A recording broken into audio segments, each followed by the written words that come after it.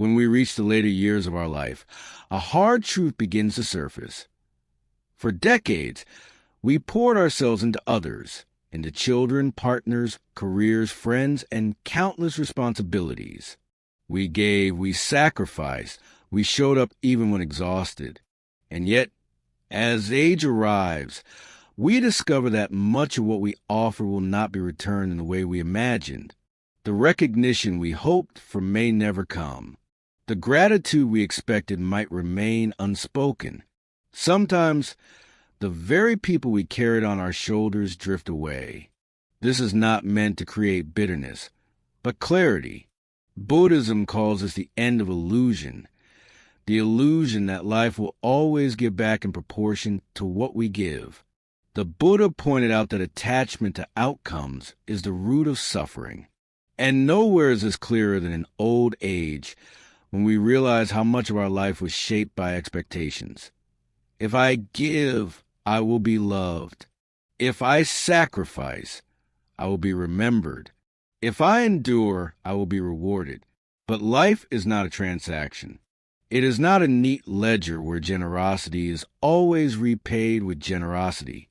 It is more like a river, always moving, never predictable, never fully under our control. If we spend our final decades demanding repayment, waiting for recognition, or chasing relevance, we will end up exhausted and bitter. So what then is the wiser choice? The answer is deceptively simple, and it is the heart of this lesson. Turn toward yourself. In old age, your greatest responsibility is not to force the world to notice you, but to notice yourself. This is not selfishness. It is survival. It is self-respect. It is a final act of wisdom in a life that has already given so much. Think about it. When you constantly place others first, who cares for you? When you are the eternal giver, who replenishes your spirit? You may wait forever for others to return the love, the time, the attention you once gave. But why wait when you can begin today to give it to yourself? Choosing yourself means resting without guilt. It means eating for your health, not for social obligation. It means picking up a forgotten hobby, even if no one applauds it. It means walking the park for the sheer joy of breathing, without worrying who notices. It means allowing silence to protect your peace rather than filling every moment with explanations or arguments. Silence, in fact, is your strongest companion in this stage of life. Too often, we waste energy trying to defend ourselves, prove ourselves, correct others, or argue over what no longer matters. Each word is energy. Each conflict is a drain. But silence, chosen silence, is a gift. It says, I value my peace more than my pride. I choose clarity over noise. I honor myself by not giving away my energy to battles that don't matter. Let me be very direct. If you want to age with dignity, you must stop waiting for others to make you whole. You must stop demanding apologies that may never come. You must stop expecting recognition from people too busy to notice. Instead, you must learn to sit quietly, breathe deeply, and recognize, I am enough, even if no one tells me so. I once met an elderly woman who spent decades raising 5 children. She worked tirelessly, waking at dawn, cooking, cleaning, supporting her husband's career, sacrificing her own dreams. She assumed that in her old age, her children would gather around her, care for her, honor her sacrifices. But as the years passed, they each moved to different cities, wrapped in their own lives. She felt abandoned. For years, she carried resentment. I gave everything, and this is what I receive. But one day, she shifted. She realized that her bitterness was only poisoning her own heart. So she chose a new path. She joined a community art class. She painted. She laughed with new friends. She traveled when she could. She stopped waiting for phone calls, stopped measuring her worth by her children's attention. She became her own source of joy. And in that freedom, she finally felt alive. This is a transformation Buddhism invites us into. Release the illusion of reciprocity. Stop clinging to expectations and turn inward. Now, I want to speak to you personally. If you are listening to this and you are older, maybe you feel the sting of neglect, the loneliness of silence, the weight of unreturned love. I want you to know this. You still have a choice. You can choose to keep waiting, keep resenting, keep exhausting yourself. Or you can choose to take your power back. You can decide today to focus on yourself. Do not wait for permission. Do not wait for recognition. You have given enough. This is your season to rest, to heal, to nurture yourself. Start small. Choose silence in your next argument. Choose rest instead of worry. Choose your hobby instead of scrolling through others' lives. Choose your own company instead of begging for someone else's attention. If you have the strength, share this message with someone you love, not as a demand for their attention, but as a reminder to them, too, that self-care is wisdom, not selfishness.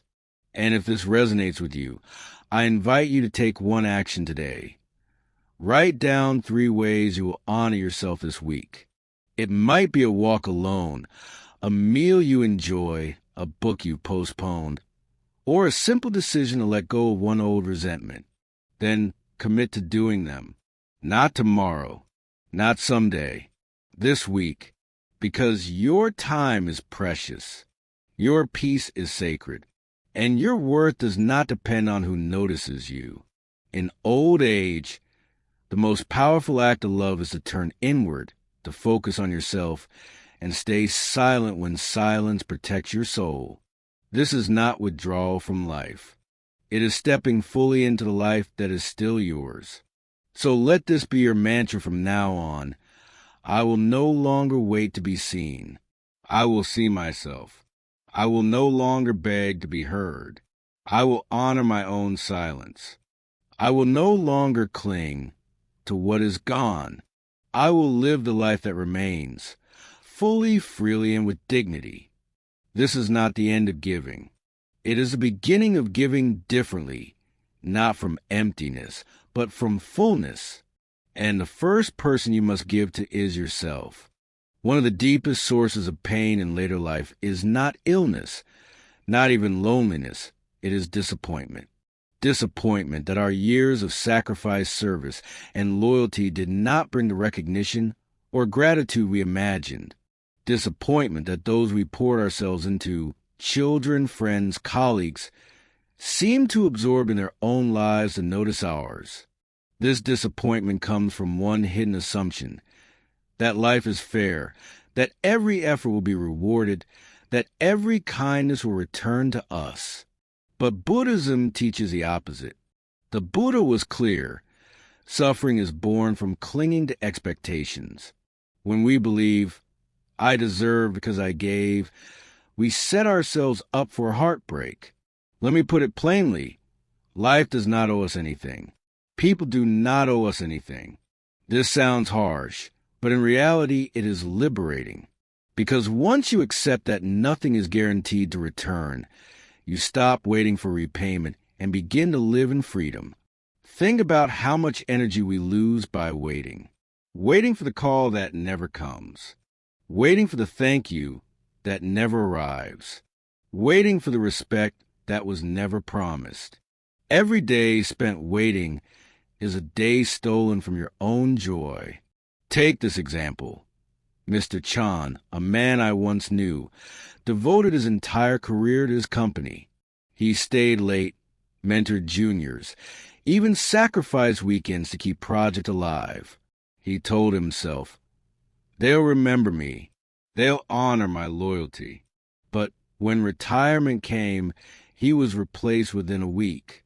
No ceremony, no recognition, just silence. For years, he was bitter, angry at the injustice. until finally he realized the company was never meant to be his family. His giving had value, yes, but not all value is returned. So he shifted. He joined a hiking group, spent time with his grandchildren, and finally wrote the poetry he had hidden for decades. He stopped waiting for the past to reward him and started rewarding himself in the present. This is what I want you to see. The power to reclaim your energy lies not in others' recognition, but in your own choice. When you stop pouring your attention into who did or didn't appreciate you, you suddenly have room to breathe, to create, to explore. Imagine holding a jar of water. If you keep tipping it into others' cups, eventually your jar is empty. And when you look around, no one may refill it for you. You can keep waiting, parched and resentful, or you can walk to the river yourself and refill it. That river is your inner life, your health, your creativity, your peace, your spirituality. Buddhism gives us a simple practice. Observe the craving for recognition without acting on it. When you feel, they should have called me, breathe and release it. When you feel, they don't appreciate me, notice the thought but don't feed it. This does not mean ignoring people, but it means choosing not to tie your happiness to them. I want to challenge you here. Ask yourself, how much of my day is spent thinking about who has neglected me, who hasn't respected me, who hasn't remembered me? If that number is high, you're draining your own energy on what you cannot control. Instead, ask, what can I do today that nourishes me, regardless of who notices? Let me share another story. Mrs. Lopez, a retired nurse, once told me, I waited 30 years for my children to thank me for raising them. Then I realized they never asked me to sacrifice in that way. I chose it. So why hold them hostage to my expectations? Once she released that need, she found peace. She started gardening, writing letters, and even traveled with new friends she made at the local library. She discovered that freedom comes not when others recognize your value, but when you stop needing them to. Now, some people hear this and think, so I should stop giving altogether? No, giving is beautiful, but giving should come from abundance, not emptiness. When you give without needing repayment, the act itself is a reward. But if your cup is already empty, then giving becomes bitterness. That is why reclaiming your energy is not selfish. It is necessary. Only a full jar can pour without resentment. So here's a call to action. Reclaim your time, your strength, your joy. Stop waiting for recognition. Stop measuring your worth in others' eyes. Instead, each day, choose one action that restores you.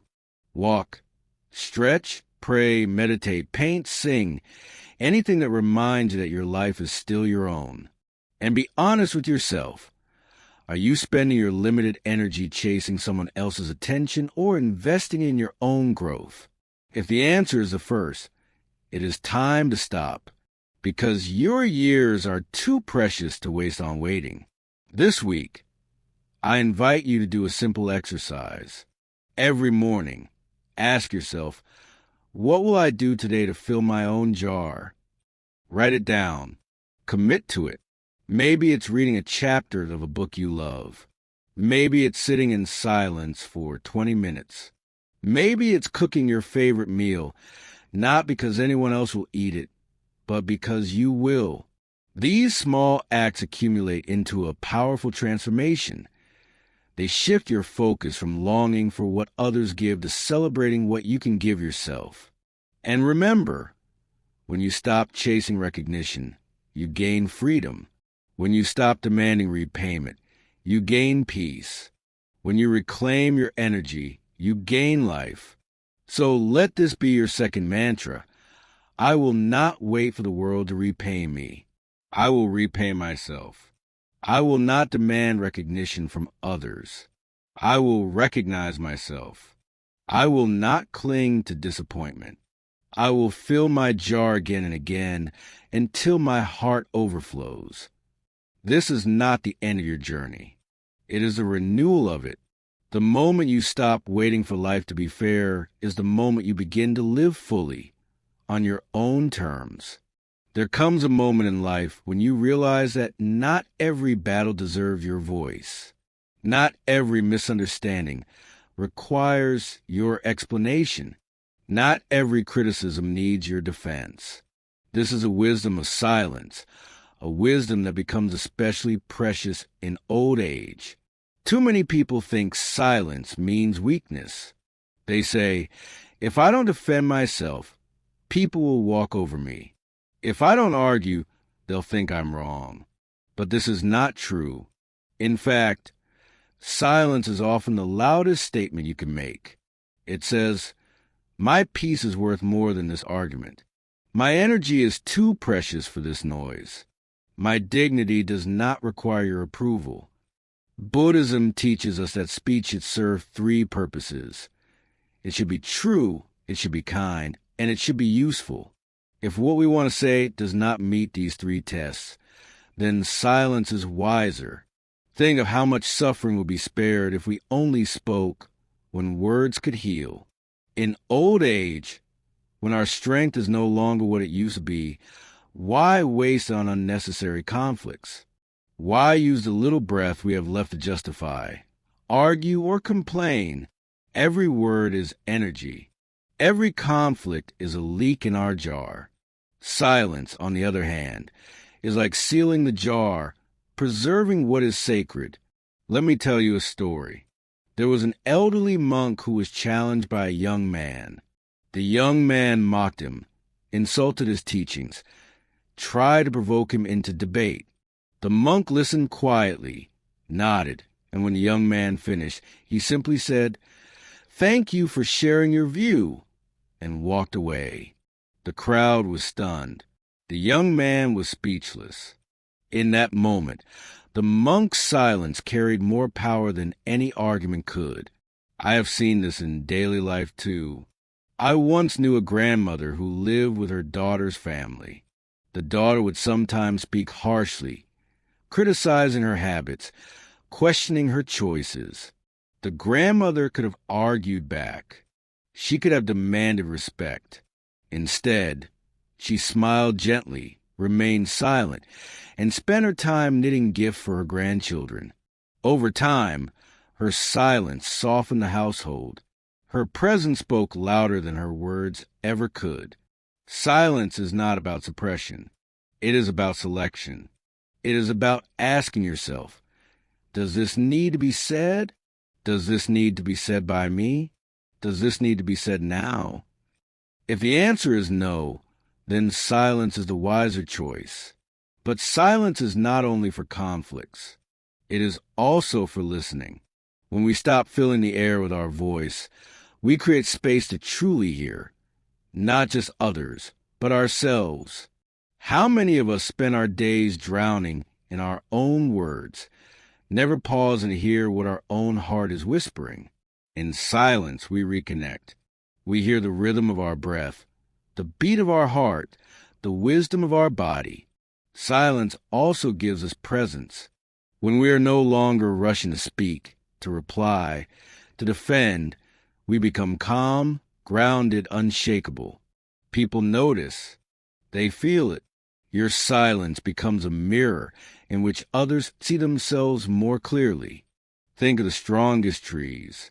They do not argue with the wind. They stand still, rooted, and let the storm pass. That is silence. Not weakness, but endurance. Not submission, but strength. Now, let me speak to you personally. If you are in your later years, ask yourself, how much of my energy is wasted on arguments that don't matter? How often do I feel the urge to prove myself right, even when it brings no peace? How often do I explain myself to people who have already judged me? Each of these moments is a theft of your time, your calm, your dignity. You don't need to win every argument. You don't need to correct every mistake. You don't need to chase every misunderstanding. Silence protects you from the endless cycle of noise. I challenge you, in the coming days, when someone provokes you, when someone misunderstands you, when you feel the urge to argue, pause. Breathe. Ask yourself, is this worth my energy? If not, choose silence. Notice how much lighter you feel. Notice how much power you regain. Silence also allows forgiveness. Words can inflame wounds, but silence lets them heal. Sometimes, not replying is the most compassionate act, both for you and for the other person. And remember, silence is not about isolation. It does not mean cutting yourself off. It means engaging with others from a place of clarity. When you do speak, your words carry more weight because they are chosen carefully, not thrown carelessly. So here's your call to action. Practice silence as a discipline. Each day, choose one conversation where you will listen more than you speak. Each week, choose one argument you will not enter. Each month, spend at least 1 hour in complete silence. No phone, no TV, no noise. Just you, your breath, and your presence. You will discover that silence is not empty. It is full of wisdom, full of strength, full of peace. Make this your mantra. My silence is my shield. My silence is my strength. My silence is my freedom. When you embrace silence, you are no longer a prisoner of other people's words. You are no longer tossed around by arguments and opinions. You become steady, unshakable, like the mountain that watches storms come and go. And in your silence, you find yourself. One of the hardest lessons to accept as we age is this. Life is not ours to control. We spend decades working, guiding, raising children, giving advice, solving problems. We become used to being needed. But there comes a time, especially in old age, when wisdom lies not in directing, but in observing, not in interfering, but in allowing. Why is this so difficult? Because love makes us want to intervene. Parents want to tell their children how to live, how to marry, how to raise grandchildren. Friends want to correct each other's mistakes. Elders want to fix the younger generation. But often, this interference, even when it comes from care, brings tension, resentment, and pain. Buddhism teaches us impermanence and non-attachment. Every being has their own karma, their own path, their own lessons to learn. To interfere too much is to try to carry what does not belong to us. It is like trying to swim someone else's river. You will only drown in it. I once heard a story of a father who, out of love, constantly interfered with his adult son's business. He wanted to save his son from mistakes, but instead created more conflict. The son grew distant, angry, defensive. Finally, the father went to a wise monk for guidance. The monk told him, "Your role is not to remove your son's stones, but to let him learn how to walk on them. If you keep clearing the path, he will never learn to walk." That lesson is clear. Our silence and distance can sometimes be the greatest gift. Observation is not passivity. It is an active choice. It means watching with compassion, but without control. It means saying to yourself, this is their path. This is their karma. I can love them, but I cannot live for them. Think of the sky. The sky watches all things, storms, sunshine, birds, airplanes, yet does not interfere. It simply allows. And because of that, all things can exist within it. This is the wisdom we need in old age, to become the sky, not the storm. When we interfere too much, what happens? We lose our peace. We carry burdens that are not ours. We try to control the uncontrollable. And in doing so, we hurt not only ourselves, but those we love. Because when we force our way into someone's choices, we send them the message, I do not trust you. I do not believe you can walk your own path. This wounds deeper than silence. But when we observe with compassion, we send a different message. I am here. I see you. I love you. I trust you. That trust empowers others far more than advice or control ever could. So what does this look like in daily life? When your children choose a career you don't agree with, instead of fighting, observe. Remember that your path was yours, and theirs is theirs. When your neighbors live differently, instead of gossiping, observe. Let them be. Your peace does not depend on their choices. When society changes in ways that disturb you, new fashions, new technology, new behaviors, instead of complaining, observe. Change is natural. The river flows forward, not backward. Does this mean we should never give advice? No, but advice should be like water offered to the thirsty, gentle, available, never forced. If someone asks, speak with kindness. If they do not, hold your peace. The Buddha himself said that wisdom cannot be poured into another like water into a pot. It must arise within them, through experience. Sometimes the most loving act is to let them fall. Let them stumble, let them learn. Interference may save them from a small mistake, but it may rob them of a greater lesson. I want to speak directly to you now. If you are in your later years, reflect. How much of your suffering comes not from your own life, but from trying to control others? How many nights have you lost sleep over your children's decisions, your relatives' arguments, your neighbors' habits? None of these are truly yours to carry. None of them are under your control. So why let them steal your peace? You have earned the right to peace. You have earned the right to freedom. Don't waste your last decades in endless interference. Instead, practice observation. Watch like the sky. Smile like the elder who has seen storms come and go. Trust that life teaches everyone in its own way. Here is your challenge, your call to action. This week, choose one situation where you would normally interfere, and instead, simply observe. Do not argue, do not advise, do not control. Just watch with compassion. Each day, remind yourself, this is not my burden, this is not my karma. I release it. When tempted to correct others, pause and ask, is this for their peace or just for my control? If it is control, let go. You will find that your heart becomes lighter. You will find that your relationships become softer. And you will discover that silence and observation carry more power than endless interference. So let this be your mantra. I observe with love. I release with trust. I live with peace. Because in the end, life is not about controlling others. It is about mastering yourself. And when you learn to observe without interfering, you step into the deepest freedom of all, the freedom of letting go. There's a wisdom that only age can teach. The lighter you hold, the freer you become. When we are young, we chase, we cling, we collect. We hold on to possessions, relationships, achievements, opinions.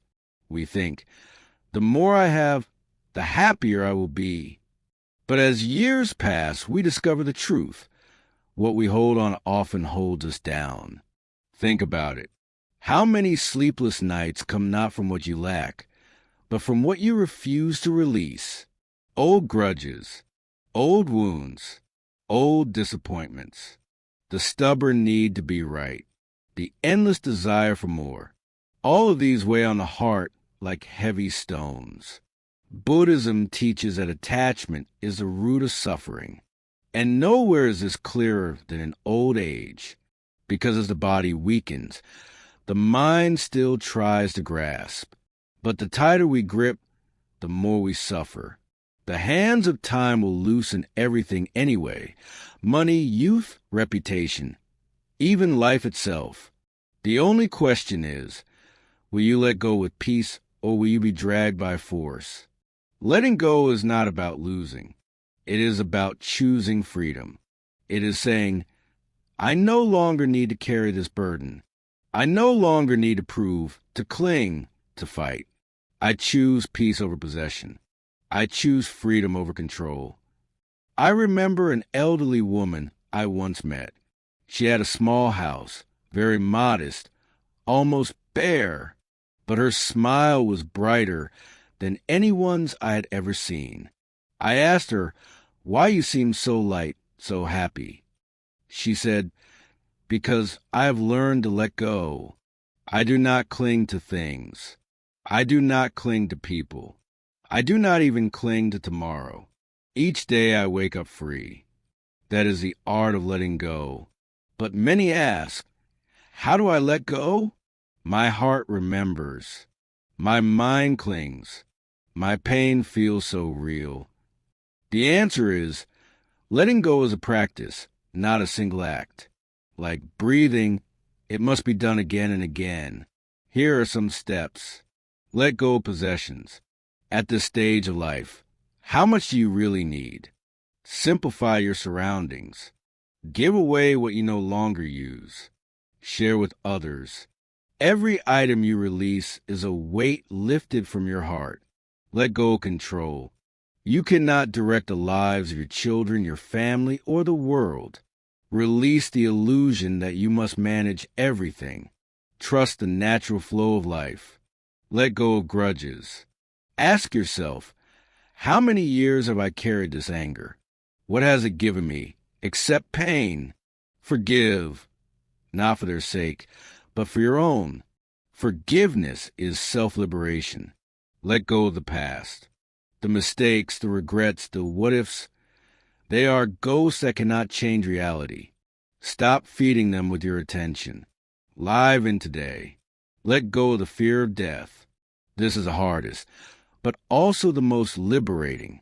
Death is not the end, but a continuation. It is as natural as the sunset. To fear it is to fight the inevitable. To accept it is to walk peacefully into the evening. The Buddha compared life to a handful of sand. The tighter you squeeze, the faster it slips away. But if you hold it gently with open palms, you can enjoy it while it lasts. Letting go does not mean indifference. You still love, you still care, you still enjoy, but you do so without chains. You love without ownership. You care without control. You enjoy without clinging. That is true freedom. Now ask yourself, what is the one thing you have been unable to release? A regret? A broken relationship? A disappointment? A fear? What if you could set it down today? Imagine how much lighter you would feel. Here is your challenge, your call to action. Tonight, before you sleep, write down one thing you are ready to let go. It could be an anger, a fear, or an attachment. Then, in your heart, release it. If you can, burn the paper or tear it up as a symbol of freedom. This week, practice letting go physically. Give away one item you no longer need. Feel the space it creates, not just in your home, but in your mind. Each morning, say to yourself, today, I release what I cannot control. Today, I live light. Today, I choose peace. Letting go is not a loss. It is a gain. You gain space, you gain freedom, you gain peace. So let this be your mantra. I release. I lighten. I am free. In the end, life is not about how much we hold, but how lightly we can walk. And when you let go, you finally discover the beauty of life as it truly is. Simple, fleeting, and infinitely precious. As we grow older, we gradually come to realize a truth that once escaped us in our youth. Happiness does not always lie in great successes, in high positions, or in distant dreams, but in the simple things of everyday life. When we were young, we often pursued the grand, wealth, fame, travel, accomplishments. We thought happiness would come when we achieved something extraordinary. But as the years pass, the more we age, the clearer we see. The truest happiness is not far away, not hidden in the future, but already here, in the little details that we once overlooked. Think of it. A warm cup of tea in the morning, the laughter of grandchildren, a gentle breeze carrying the scent of flowers, or the sound of soft rain on the roof. These things seem ordinary, even too small to matter, yet when we pause to feel them, they contain a sweetness far deeper than the noisy joy of success or applause. The Buddha once taught, if you are content with little, you will always be rich. This wealth does not come from possessions, but from the way we see life. To be able to smile at a flower, to taste a simple meal with gratitude, to watch the sky with wonder, that is true abundance. I once met an elderly man in a small village. He had no riches, no big house, no property to show, yet his face glowed with peace. Curious, I asked him, "What makes you so content?" He simply replied, "Every day I drink tea, I tend my garden, I listen to birds. I do not chase after what isn't mine. I live simply, and in that simplicity I find joy."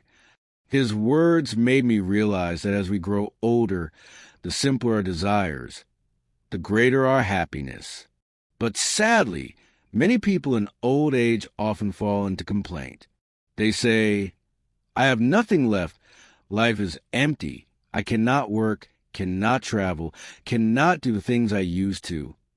They measure happiness only by what they have lost, and in that blindness, they miss what still remains. True happiness in old age does not come from doing more or owning more, but from noticing more, from cherishing what is still here with us. I remember a grandmother who once confided, "I used to feel sad because I could no longer cook great meals for the whole family as before. My hands grew weak, my body trembled, and I thought happiness had left me. But then one day I realized I no longer need to cook those meals. Now I sit at the table and my children cook for me. I found a new kind of joy, the joy of tasting their food, of watching them laugh in the kitchen, of feeling their care. Happiness has not disappeared. It has only changed its form. This is a secret. Happiness never leaves us. It only changes form. Our task is to recognize it in whatever form it takes. Simplicity also brings us closer to peace of mind and the spiritual path. In silence and stillness, joy arises naturally. When we let go of countless distractions and endless desires, we suddenly realize how much beauty is already here. Buddhism teaches us that clinging brings suffering. To live simply is to let go. And in letting go, peace blossoms. So, I want to ask you, what small joy did you overlook today? Did you see the kindness in someone's smile? Did you taste the sweetness of a simple meal? Did you listen to the song of birds in the morning, or the rustling of leaves in the wind? Or did you rush by, busy chasing something greater? The truth is, happiness is not greater than these things. Happiness is these things. To practice the joy of simplicity, we can begin with small steps. First, slow down. Do not rush through life. Walk slowly, eat slowly, breathe slowly. In slowness, hidden sweetness appears. Second, practice gratitude. Every evening, write down 3 small joys of the day. Gratitude turns ordinary things into treasures. Third, reconnect with nature. Sit under a tree, watch the clouds, touch the earth. Nature teaches simplicity more clearly than any book. Fourth, limit desire.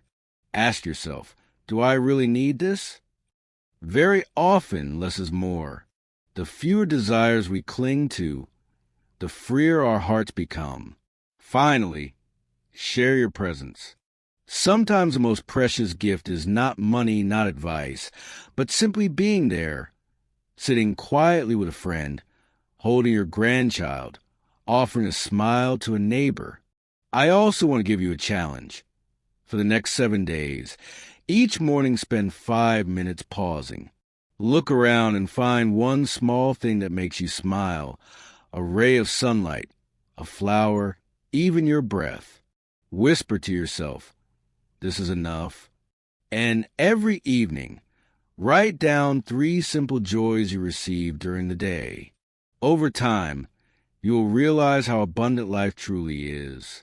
Let these words become your reminder. I find joy in the simple. I find peace in the ordinary. I find happiness here now. Because in the end, life is not about how much you own, how much you achieve, or how much you do, but about how deeply you notice, how gently you savor, how fully you live. When you embrace simplicity, you will see that happiness has always been waiting for you. Not in the future, not in the extraordinary, but in the little things right here and now. So smile at the small joys, cherish the ordinary, and walk lightly. In simplicity, you will discover that there is no lack, only abundance. As we grow older, we slowly come to realize that what we experience in the present moment is not random, nor is it merely the result of external circumstances, but very often is the fruit of the seeds we ourselves planted long ago. Life, in many ways, is like a vast field. Every action, every word, every thought we have ever sown is a seed that will eventually ripen, whether in the form of joy, peace, or sorrow. When we are young, we are often careless about these seeds. We think we have time. We think the future is far away. We speak without caution, act without mindfulness, and sometimes hurt others without even realizing. But as the years pass, as we enter the later chapters of our journey, the law of cause and effect begins to reveal itself more clearly. The joys, the difficulties, the relationships, the peace or the unrest we feel in our elder years are in large part the harvest of the choices and intentions we cultivated throughout our lives. Buddhism teaches us that blessings or merit are not abstract. They are the invisible wealth that supports us when the visible things begin to fade. Youth depends on strength, beauty, ambition, and possessions. But in old age, those things gradually lose their power. The body grows weak, ambition softens, material wealth may no longer bring the same satisfaction. At that stage, it is not gold or titles that sustain the heart, but blessings, the quiet, invisible energy created by a life of kindness, generosity, honesty, and spiritual practice. Those blessings become a cushion, a gentle hand that carries us when life feels heavy. Without them, old age can feel barren, empty, and filled with regret. With them, it becomes a season of harvest, of peace, and of inner joy. Think of the countless times you've been touched by another's kindness. Perhaps a neighbor helped you when you were sick, or a friend stood by you in times of difficulty. Those moments are not accidents. They are the ripening of blessings, either seeds you planted in others, or seeds someone else planted that now return to you. I once knew an elderly woman who spent much of her life cooking meals for others. Whenever someone was sick, lonely, or grieving, she would quietly bring them food. She never asked for thanks. She never kept count. When she grew old and her children moved away, it was a neighbor she had once cared for who came to visit her, who brought her meals, who surrounded her with affection. The blessing she had sown without expectation returned to her in abundance. This is the way compassion works. When you give from the heart, that energy does not vanish. It circulates, and at the right time, it comes back to you in forms you could not have planned. Integrity is another form of blessing that shines most brightly in old age. A person who has lived with honesty, who has spoken truthfully, who has treated others with fairness, carries within them a fragrance that spreads wherever they go. People trust them, respect them, and feel safe around them. In contrast, a life built on deceit or exploitation may accumulate wealth for a while, but the heart remains restless and the relationships fragile. As the Buddha said, the fragrance of flowers spreads only with the wind, but the fragrance of virtue spreads in all directions. When we grow old, that fragrance becomes our protection, our quiet wealth.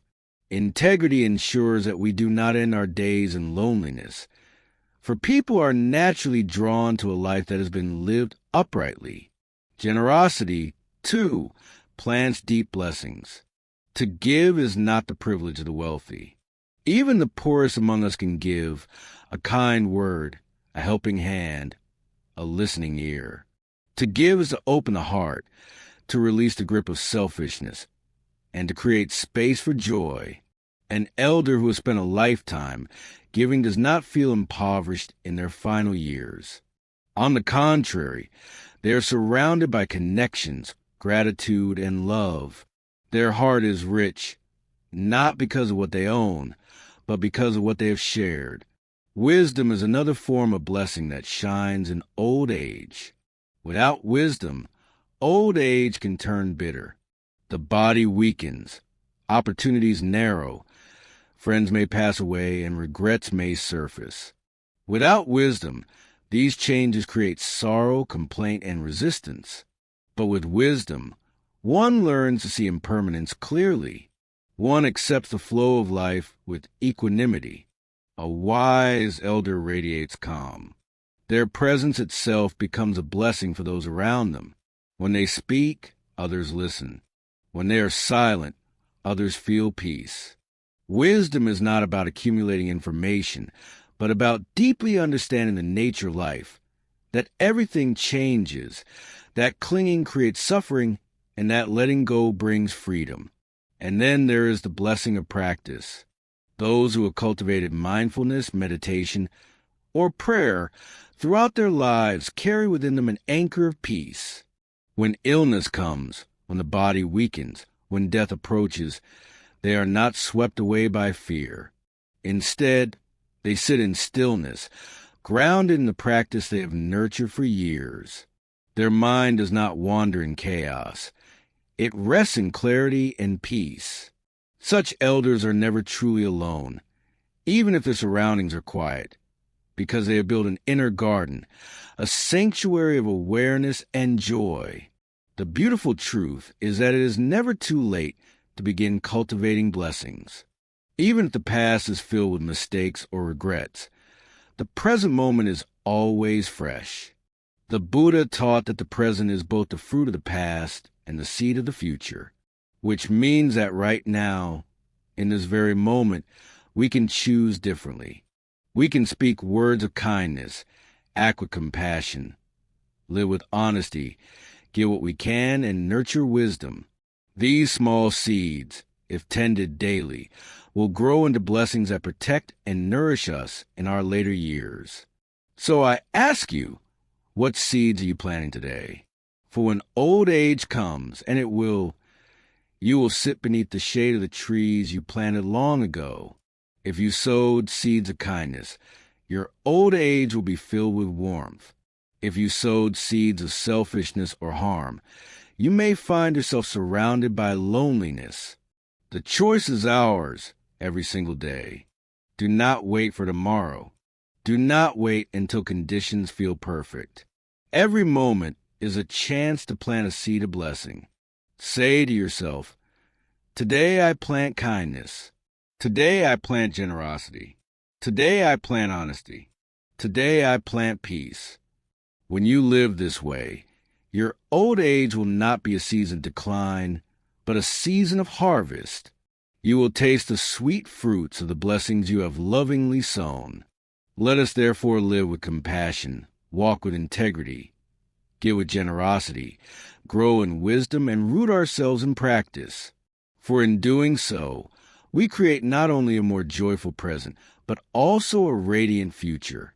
Old age does not have to be marked by regret or emptiness. It can be filled with meaning, with peace, and with abundance. The abundance of blessings that flow naturally from a life well lived.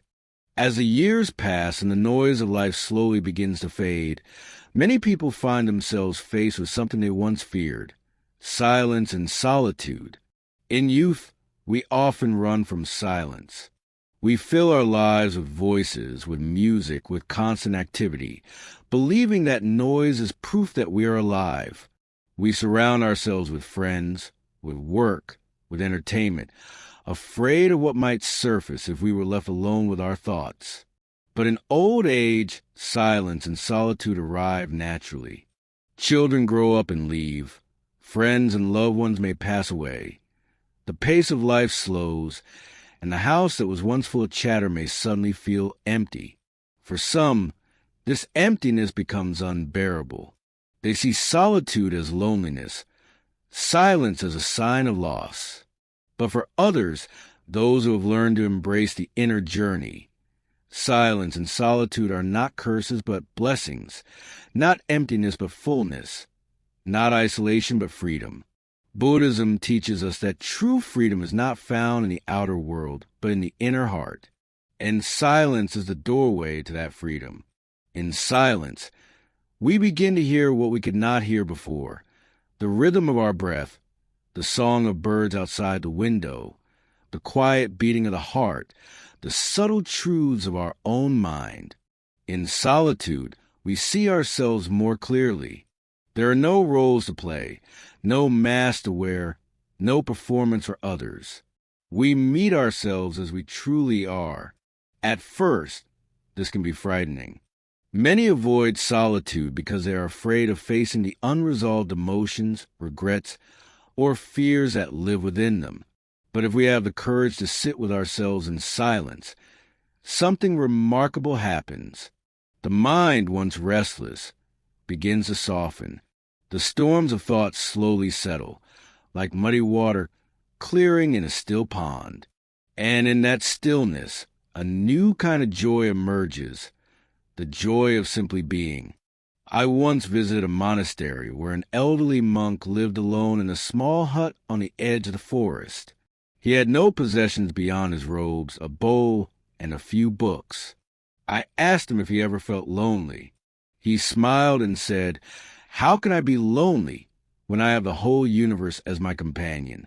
In silence, I hear the truth of life more clearly than in any conversation. In solitude, I discover that I am never truly alone. His words revealed a profound secret. Solitude is not the absence of company, but the presence of oneself.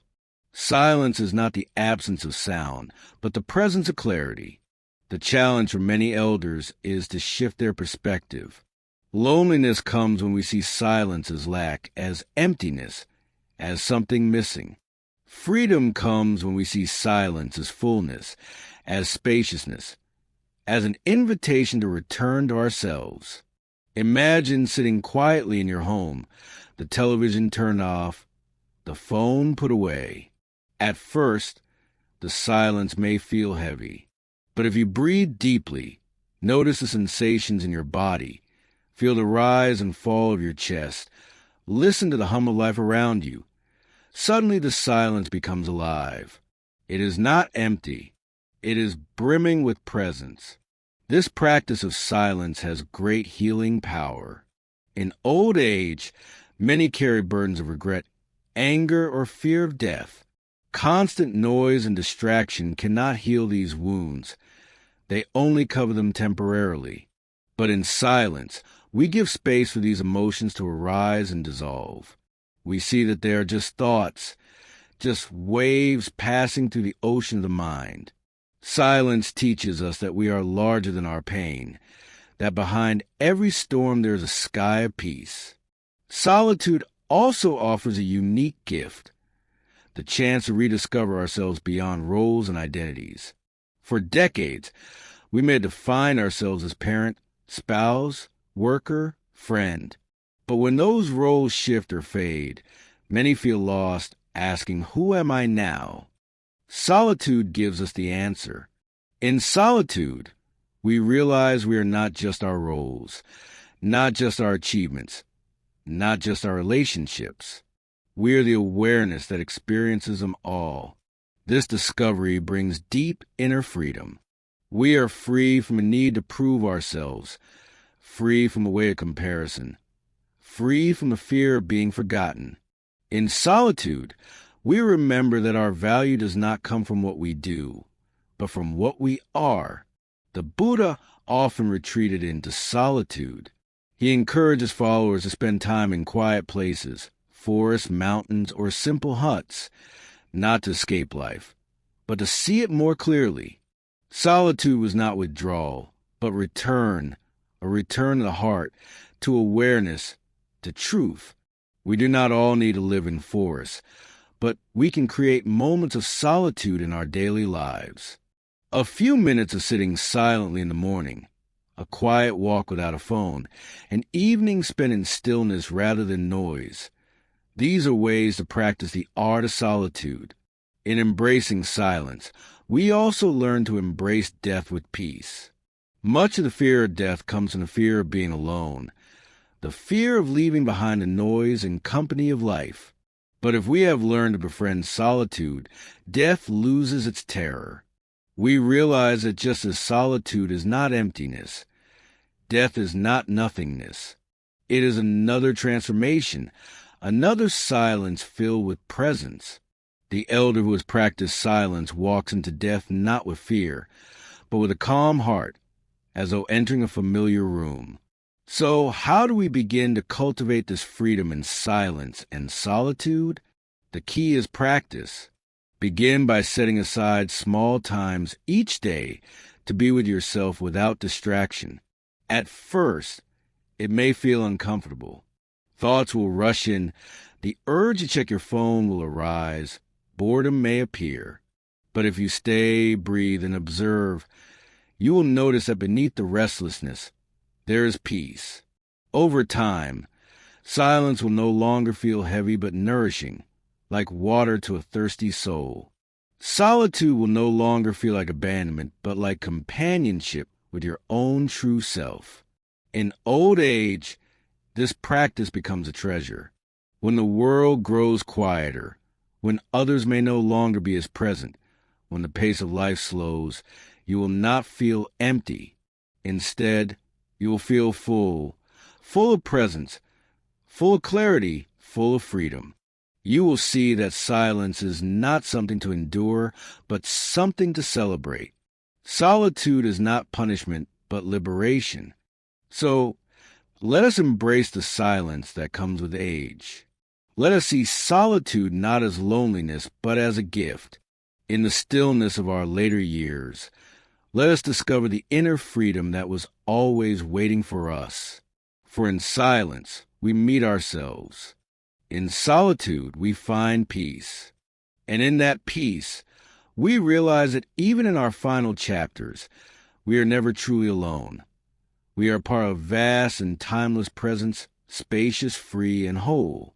We have walked a long journey together through these reflections on aging, silence, solitude, impermanence, and freedom.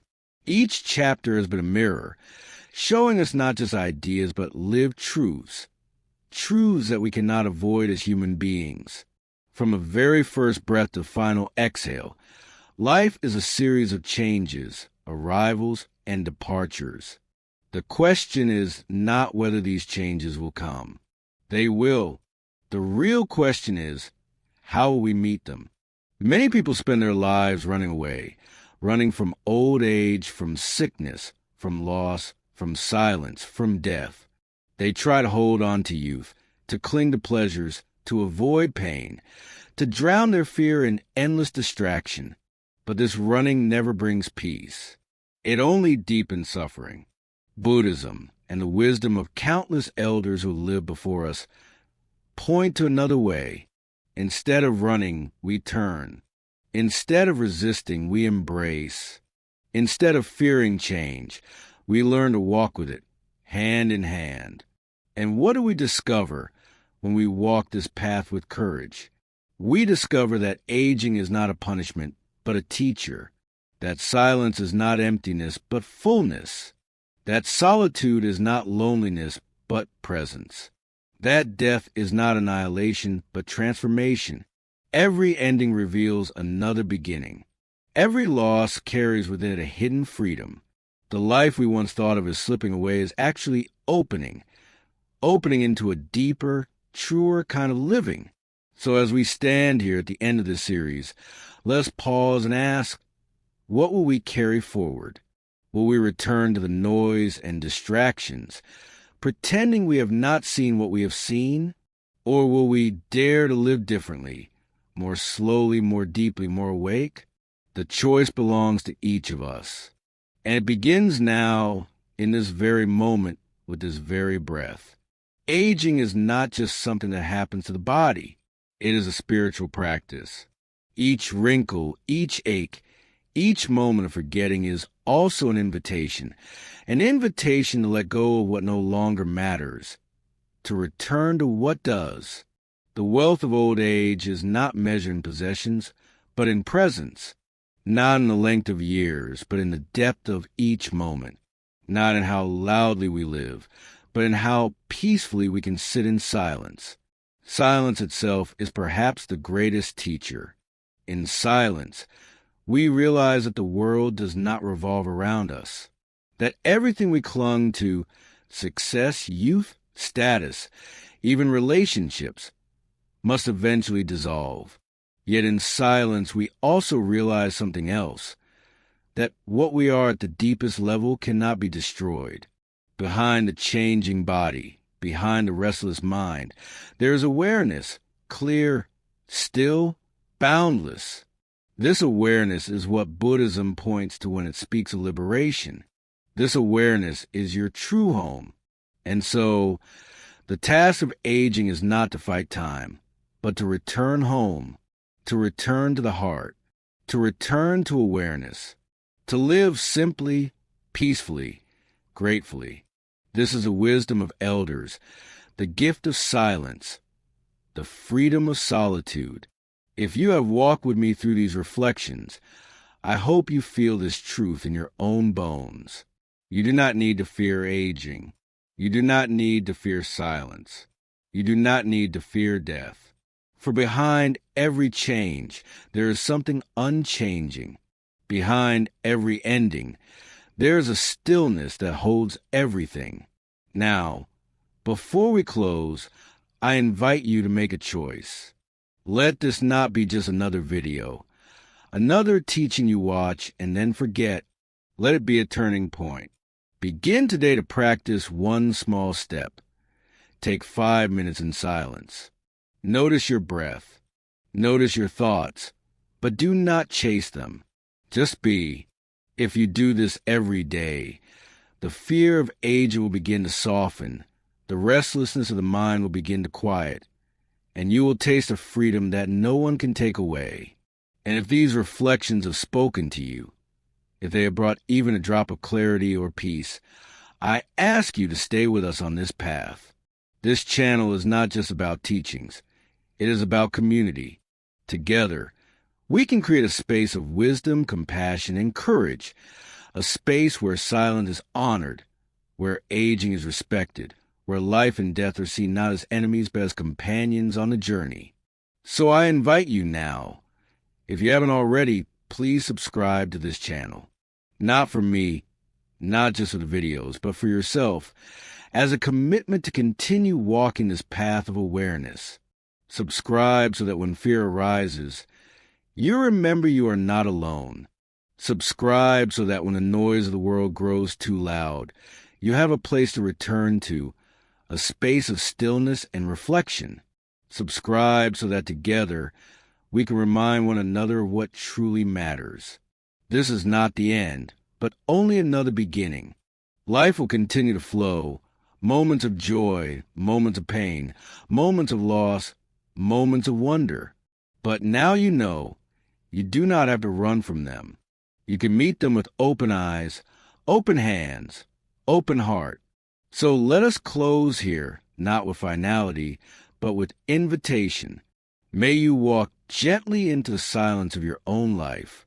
May you embrace the solitude that reveals your true self. May you discover the freedom that lies beyond fear. And may we, together, continue to awaken one breath, one step, one moment at a time. Thank you for walking with me. Thank you for listening, reflecting, and being part of this journey. And if these words have touched you, remember, silence is waiting for you. Freedom is within you, and we are here together walking the same path. So take a deep breath, subscribe now, and let us continue this journey into silence, into freedom, into life itself.